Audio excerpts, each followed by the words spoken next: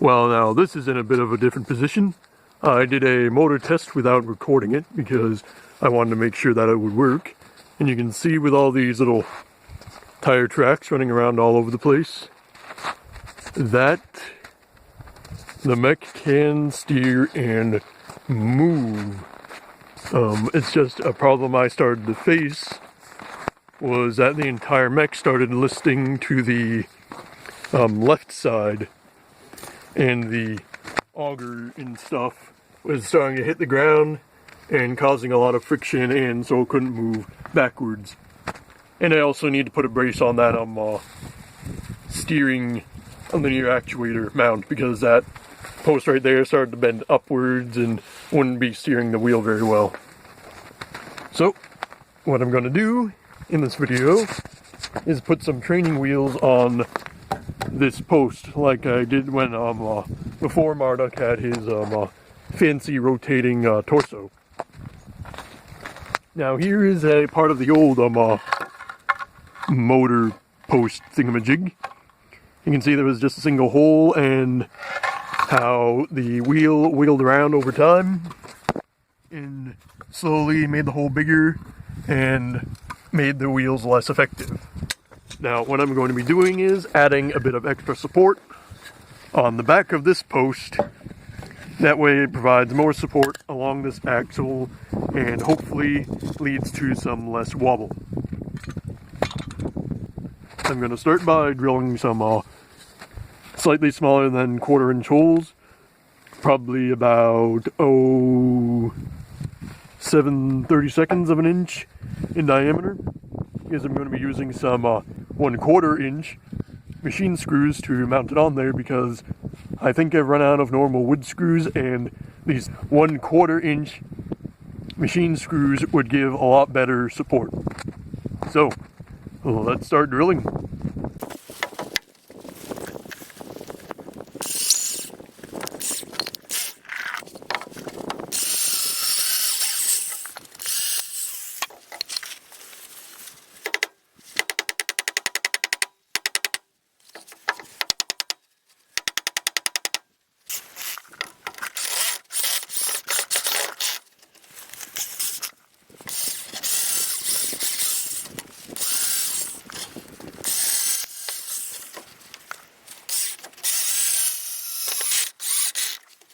And there we go.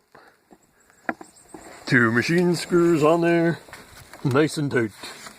Now we're going to be drilling a hole for this shaft. So sit about right here. So it will give plenty of clearance for the ground. We've got a 9/16 inch bit. And when we drill it in, we're going to give it a slight upward angles, because the weight of the mech will want to make it bow down and outwards. So by giving it an angle going this way, it'll help compensate for all the weight we'll be putting on it.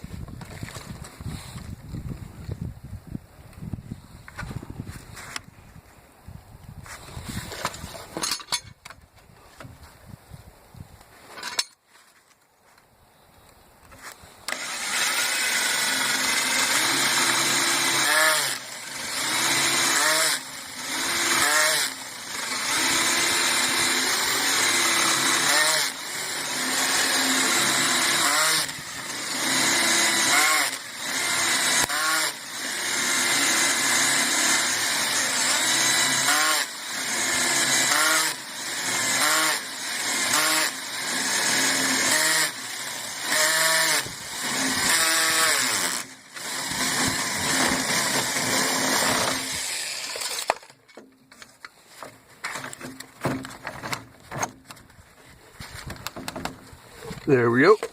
We'll try removing these blocks now.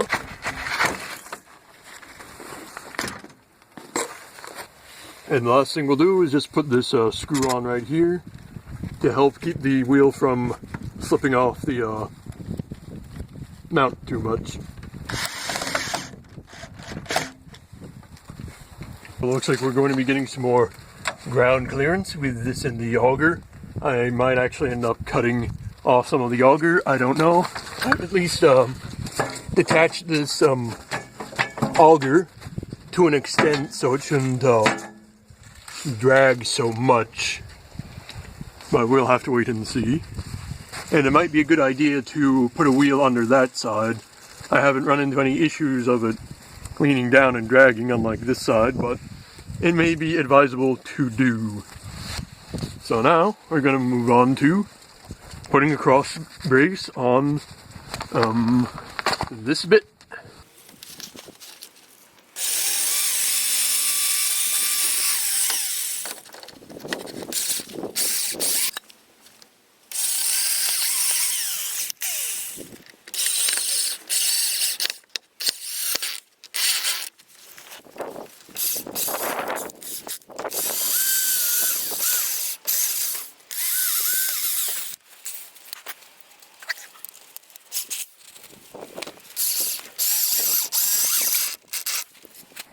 There we go.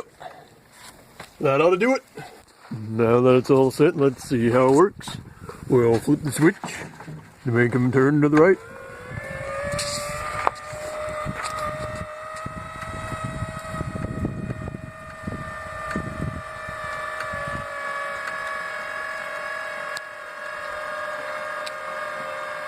Alright, you can see that they're looking a little cockeyed and out of sync at the moment. I'll have to adjust where they mount onto the frame, but it seems to be working out pretty well. This cross brace keeps it from shifting too much, so it can actually pull the wheel fork back and forth instead of pulling the mounting point itself. So it looks like the only thing to do is to make some alignment adjustments. Some of that squeaking you're hearing is the wood rubbing and probably also the tires rubbing against the ground. It's very important to have the tires fully inflated to about 30 psi. Otherwise there's too much friction between the tire and the ground, and as a result the actuators are actually not able to turn the steering forks and instead will start to bend these machine screws that secure them in place. Actually ended up bending one off camera during a test. So after this, the next thing I suppose is to do a full systems test, and hopefully the pre-test will work out well and I can actually record it. So be sure to like and subscribe. Then I will see you next time. Bye-bye.